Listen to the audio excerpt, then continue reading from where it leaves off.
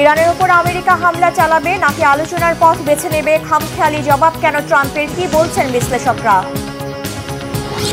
ইসরায়েলের সাথে তুমুল সংঘাতের মাঝেই যুক্তরাজ্য, ফ্রান্স ও জার্মানির সাথে বৈঠকে বসছে ইরান। তারা কি পারবে সংঘাত বন্ধ করতে?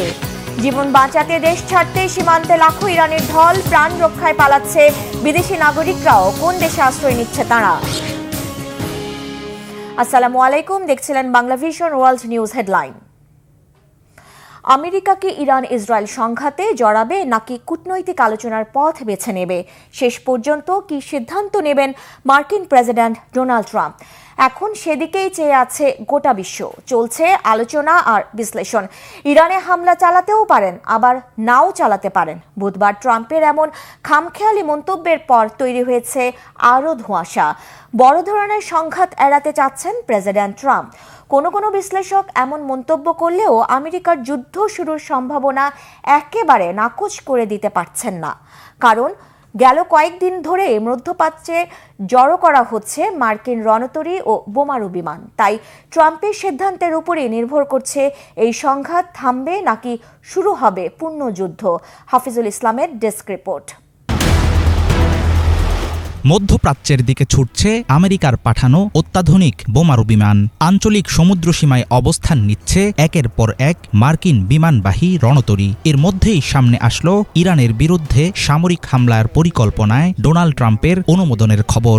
যুক্তরাষ্ট্রের সরাসরি যুদ্ধে জড়ানোর বিষয়ে চূড়ান্ত সিদ্ধান্ত আসেনি। তবে Wall Street journal, CNN, BBC, CBS সহ প্রভাবশালী বিভিন্ন সংবাদ মাধ্যম বলছে যুক্তরাষ্ট্র এখন আছে ট্রাম্পের আনুষ্ঠানিক আদেশের অপেক্ষায়। এমন টানটান উত্তেজনার মধ্যে প্রশ্ন উঠেছে, যুক্তরাষ্ট্র কি সত্যিই ইরানের বিরুদ্ধে যুদ্ধের প্রস্তুতি নিচ্ছে?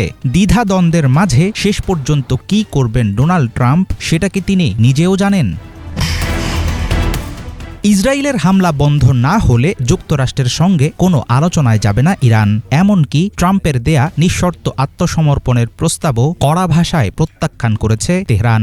দেশটির শীর্ষ নেতা ও ইরানি নেতৃবৃন্দ সাফ জানিয়ে দিয়েছে, ইসরায়েলের সাথে আমেরিকা যদি হামলায় যোগ দেয়, সেক্ষেত্রে আঞ্চলিক মার্কিন ঘাঁটিগুলো হবে তেহরানের প্রতিশোধের প্রধান লক্ষ্য। যুদ্ধের ব্যাপারে ট্রাম্পের দ্বিধাগ্রস্ত মনোভাবের কারণে তৈরি হয়েছে নানামুখী অনিশ্চয়তা। আন্তর্জাতিক অনেক বিশ্লেষকের ধারণা, হামলা কয়েকদিন পিছিয়ে দেওয়ার মাধ্যমে ইরানকে ইউরেনিয়াম সমৃদ্ধকরণ বন্ধের জন্য সময় দিচ্ছেন ট্রাম্প। কেউ আবার বলছেন, ইসরায়েলকে কিভাবে নিরাপদ রাখা যায় সে ব্যাপারে মোক্ষম সমাধান খুঁজছেন তিনি।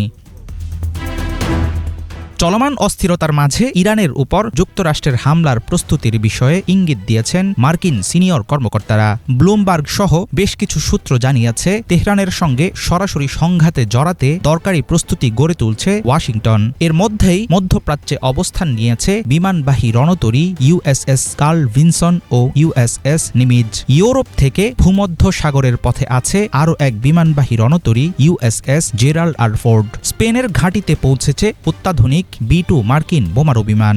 যদি যুক্তরাষ্ট্র ইরান আক্রমণ করে, তাহলে পরিকল্পিত হামলার কেন্দ্রবিন্দু হবে তেহরানের সবচেয়ে সুরক্ষিত পরমাণু স্থাপনা ফোর্দো। গুরুত্বপূর্ণ এই কেন্দ্রটি ধ্বংস করাই ট্রাম্প প্রশাসনের মূল টার্গেট হতে পারে বলে মনে করেন নিরাপত্তা বিশ্লেষকরা। ইরান মাথানত না করলে শেষ পর্যন্ত কি সিদ্ধান্ত নেবেন ট্রাম্প, সেটা এখনো পরিষ্কার না। তবে যুক্তরাষ্ট্রের যুদ্ধ প্রস্তুতিকে সহজ করে দেখার উপায় নেই বলে মনে করছেন সামরিক বিশ্লেষকরা। চলমান সংঘাত বন্ধে কূটনীতির পথ এখন প্রায় বন্ধ। ইরানের পরমাণু কর্মসূচি ও নিষেধাজ্ঞা প্রত্যাহার নিয়ে তেহরান ওয়াশিংটনের মধ্যে গত এপ্রিল থেকে শুরু হওয়া 5 দফা পরোক্ষ আলোচনার পর 6ষ্ঠ দফার বৈঠক হওয়ার কথা ছিল, কিন্তু বাতিল হয়ে গেছে সেই চেষ্টা। পরবর্তীতে আলোচনায় বসার প্রস্তাব দিলেও তেহরান জানিয়েছে তারা কারো কাছে নত হবে না। ইরান যুক্তরাষ্ট্র যুদ্ধ হবে কিনা, ইসরায়েলের সঙ্গে আমেরিকা যোগ দেবে কিনা, শেষ পর্যন্ত সেটা নির্ভর করছে ট্রাম্পের সিদ্ধান্তের উপর। বহু বছর ধরেই যুক্তরাষ্ট্রকে অন্য দেশের সঙ্গে যুদ্ধ থেকে দূরে রাখার আহ্বান জানিয়ে আসছেন ডোনাল্ড ট্রাম্প। আমেরিকার অভ্যন্তরীণ বিষয়ে মাথা ঘামানোকে নিজের রাজনৈতিক লক্ষ্য বলেও দাবি করে এসেছেন তিনি। বিশ্লেষকদের অনেকে মনে করেন, ইরানের মতো প্রতিপক্ষকে চাপে রাখতেই এক এক সময় এক এক কথা বলছেন তিনি। কারণ কিংবা উদ্দেশ্য যেটাই হোক, ইরান ইসরায়েল সংকটকে আরও দীর্ঘায়িত করছে মার্কিন প্রেসিডেন্টের খামখেয়ালি ভূমিকা। হাফিজুল ইসলাম, বাংলা ভিশন। এদিকে ইরান ইসরায়েল তুমুল সংঘাত বন্ধে কূটনৈতিক সমাধানের আশা তৈরি হয়েছে। শুক্রবার ইউরোপের শীর্ষ কূটনীতিকদের সাথে জেনেভায় বৈঠকে বসতে যাচ্ছেন ইরানের পররাষ্ট্রমন্ত্রী আব্বাস আরাকচি। বৈঠকে যোগ দেবেন যুক্তরাজ্য, ফ্রান্স ও জার্মানির পররাষ্ট্রমন্ত্রীরা। তবে থেমে নেই ইরান ইসরায়েল তুমুল সংঘর্ষ। সপ্তম দিনের মতো চলছে পাল্টাপাল্টি হামলা। ইরানের মিসাইলের আঘাতে ক্ষতবিক্ষত হয়েছে ইসরায়েলের একটি হাসপাতাল সহ অন্তত 4টি স্থান। আহতের সংখ্যা 100 ছাড়িয়েছে। জবাবে ইরানের পারমাণবিক স্থাপনায় আবার আঘাত এনেছে ইসরায়েল। এমন অবস্থায় ইরানিদের শক্তি নিয়ে এগিয়ে যাওয়ার আহ্বান জানিয়েছেন দেশটির সর্বোচ্চ ধর্মীয় নেতা আয়াতুল্লাহ আলী খামিনি। বিস্তারিত মেহরাব হুসাইন খানের ডেস্ক রিপোর্টে। পাল্টাপাল্টি হামলার ষষ্ঠ দিন বুধবার ইসরায়েল লক্ষ্য করে একের পর এক ক্ষেপণাস্ত্র ছুঁড়েছে ইরান। এই বহরে ছিল হাইপারসনিক মিসাইল। গত 6 দিনের হামলায় এই প্রথম ব্যবহার হয়েছে দূরপাল্লার বিশেষায়িত ক্ষেপণাস্ত্র সিজ্জিল। পরদিন সকালেও ঝাঁকে ঝাঁকে মিসাইল আর ড্রোন ছুড়ে ইসরায়েলের আকাশ প্রতিরক্ষা ব্যবস্থাকে ব্যস্ত রেখেছে ইরান। রাজধানী তেল আবিব সহ ইসরায়েলের মধ্য ও দক্ষিণাঞ্চলের 4টি এলাকায় আঘাত হানে ইরানের ক্ষেপণাস্ত্র। ধসে পড়ে সরকা হাসপাতালের ছাদের একাংশ। অর্ধলক্ষাধিক ফিলিস্তিনিকে হত্যাকে অপরাধ মনে না করা দখলদার ইসরায়েলের দাবি, হাসপাতালে ইরানের হামলা যুদ্ধাপরাধ। চরম ক্ষুব্ধ ইসরায়েলের প্রতিরক্ষামন্ত্রী ইসরায়েল কাটসের অভিযোগ, ইরানের কাপুরুষ স্বৈরশাসক নিজে সুরক্ষিত বাংকারে থেকে হাসপাতাল আর আবাসিক ভবনে হামলা চালাচ্ছেন। ইরানের একাধিক স্থানে পাল্টা ক্ষেপণাস্ত্র হামলায় ক্ষতিগ্রস্তের তালিকায় আছে তেহরানে অবস্থিত পুলিশ সদর দপ্তর আর রেড ক্রিসেন্ট সদর দপ্তর। ইরানও পাল্টা প্রতিরোধে ইসরায়েলের একটি হারমেস ড্রোন ভূপাতিত করার দাবি করেছে।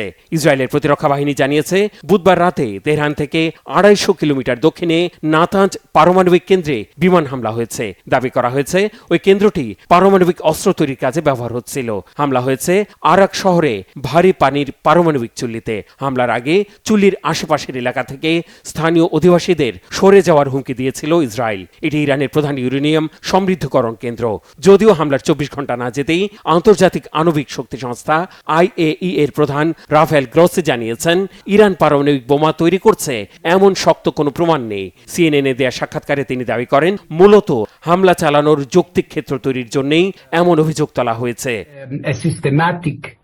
এদিকে বৃহস্পতিবার এক্স হ্যান্ডেলে জাতির উদ্দেশ্যে এক আহ্বানে সাহসিকতার সাথে শত্রু মোকাবেলার আহ্বান জানিয়েছেন ইরানের সর্বোচ্চ নেতা আয়াতুল্লাহ আলী খামিনি। বলেছেন, ইসরায়েলের জাহানবাদী শাসককে সহায়তা দিতে তাদের মিত্র যুক্তরাষ্ট্র দৃশ্যপটে আবির্ভূত হয় তাদের দুর্বলতা আর অক্ষমতা প্রকাশ পেয়েছে। মহান আল্লাহর অনুগ্রহে ইরানের অবশ্যই জয় হবে, সত্যের জয় হবে বলেও আশাবাদ জানিয়েছেন তিনি। এদিকে হোয়াইট হাউসে মার্কিন প্রেসিডেন্ট ডোনাল্ড ট্রাম্পের সংবাদ সম্মেলনে অবধারিতভাবে উঠে আসে ইরান ইসরায়েল পাল্টাপাল্টি হামলার প্রসঙ্গ। এ বিষয়ে ঘণ্টাব্যাপী বৈঠক আর ইরানের বিরুদ্ধে সামরিক ব্যবস্থা পরিকল্পনায় চূড়ান্ত অনুমোদনের বিষয়টি নিশ্চিত করলেও এটি বাস্তবায়নের প্রশ্নে স্পষ্ট জবাব দেননি। এত ধ্বংস, এত মৃত্যু দেখে বিরক্ত বোধ করছি। এখন অনেক দেরি হয়ে গেছে। পরিস্থিতি আর 1 সপ্তাহ আগের মতো নেই। আমি কি করব সেটা কেউ জানে না। এ বিষয়ে আমার পরিকল্পনা থাকলেও তা চূড়ান্ত করিনি। একদম শেষ মুহূর্তে সিদ্ধান্ত নিতে পারি। বর্তমান পরিস্থিতিতে দাঁড়িয়ে আশা করছি খুব ভালোভাবে এই যুদ্ধে জয়ী হোক ইসরায়েল।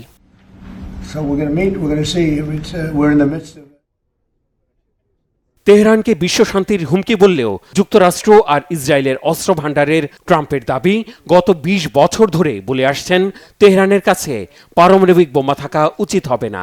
তেহরানকে বিশ্বশান্তির হুমকি বললেও যুক্তরাষ্ট্র আর ইসরায়েলের অস্ত্র ভাণ্ডারের সক্ষমতার ভূয়সী প্রশংসা করেছেন ট্রাম্প। একই দিন হোয়াইট হাউসের বাইরেও সাংবাদিকদের প্রশ্নে হামলার বিষয়ে সিদ্ধান্তহীন ট্রাম্প দাবি করেছেন, ইরানের প্রতিনিধিদের ওয়াশিংটনে এসে আলোচনায় বসার প্রস্তাব দেয়া হলেও এখন অনেক দেরি হয়ে গেছে। ট্রাম্পের এই মন্তব্যের রেশ না কাটতেই শুক্রবার জেনেভায় ইউরোপীয় ইউনিয়নের শীর্ষ কূটনীতিকদের সাথে বৈঠকে বসার খবর দিয়েছে ইরান। বলা হচ্ছে, যুক্তরাজ্য, ফ্রান্স আর জার্মানির পররাষ্ট্রমন্ত্রীদের অনুরোধে বৈঠকে বসছেন ইরানের পররাষ্ট্রমন্ত্রী আব্বাস আরাকচি। এই খবরে কূটনৈতিক তৎপরতার উপর ভর করে শিগগিরই পাল্টাপাল্টি হামলা, ক্ষয়ক্ষতি আর প্রাণহানি বন্ধে আশার আলো দেখছেন অনেকে। Mehrab Hussain Khan, Bangla Vision, news desk. Iran Israel সংঘাত থেকে দূরে থাকার আহ্বান জানিয়ে বৃহস্পতিবার হোয়াইট হাউসের সামনে জড়ো হয়েছে শত শত মার্কিন নাগরিক। সে সময় তাদের হাতে যুদ্ধবিরোধী বিভিন্ন লেখা সম্বলিত ফেস্টুন দেখা যায়।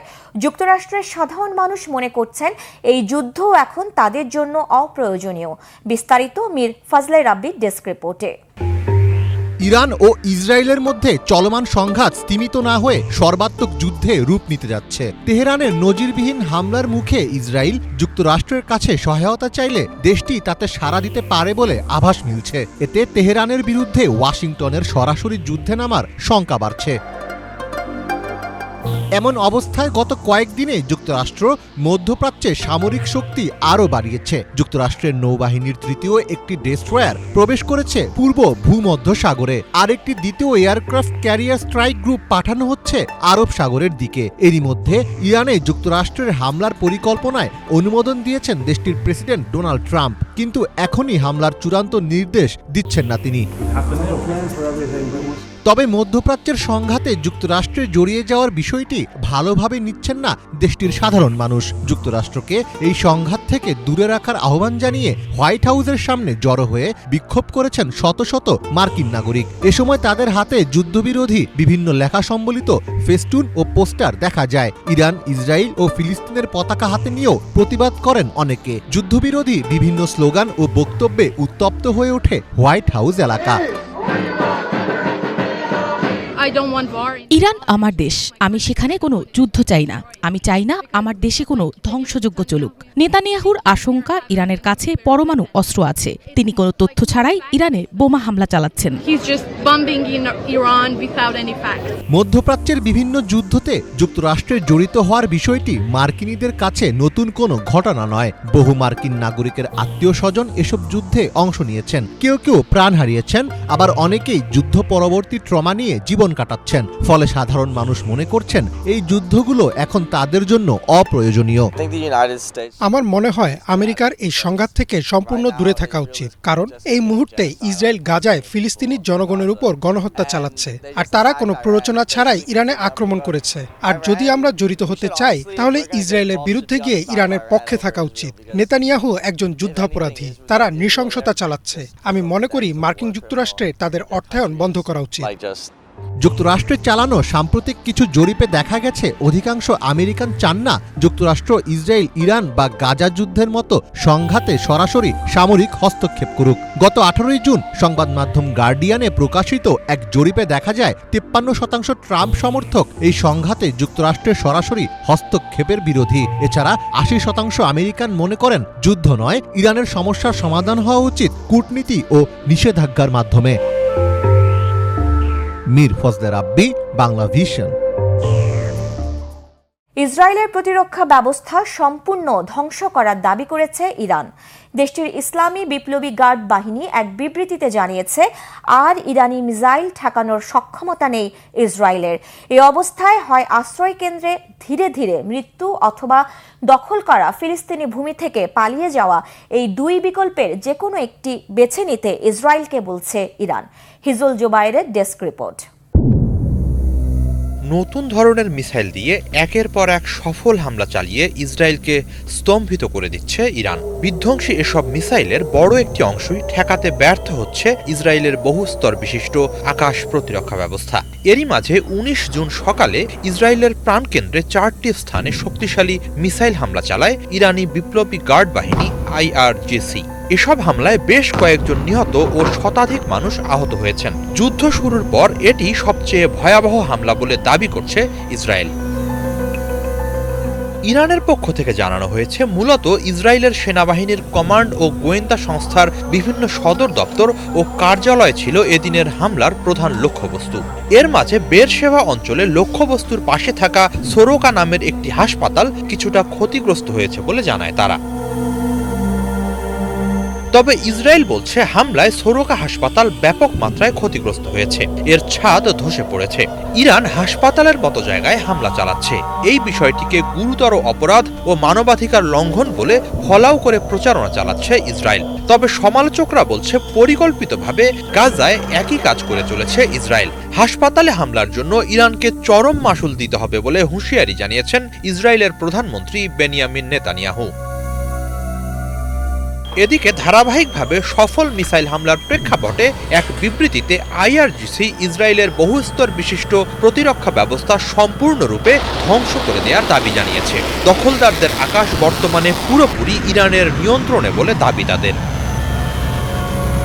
বিবৃতিতে আইআরজিসি জানায়, ইরানি মিসাইল ঠেকানোর সক্ষমতা নেই ইসরায়েলের আকাশ প্রতিরক্ষা ব্যবস্থার। এ অবস্থায় মিসাইল হামলার মুখে আশ্রয়কেন্দ্রে লুকিয়ে থেকে ধীরে ধীরে মৃত্যুর দিকে যাওয়া অথবা দখল করা ফিলিস্তিনি ভূমি থেকে পালিয়ে যাওয়া, এই দুই বিকল্পের যে কোনো একটিকে বেছে নিতে বলা হয়েছে দখলদারদের। আইআরজিসি জানায়, এখন ইরানের মিসাইল নেয়ার জন্য বুক পেতে আছে দখলদার ইসরায়েলের আকাশ।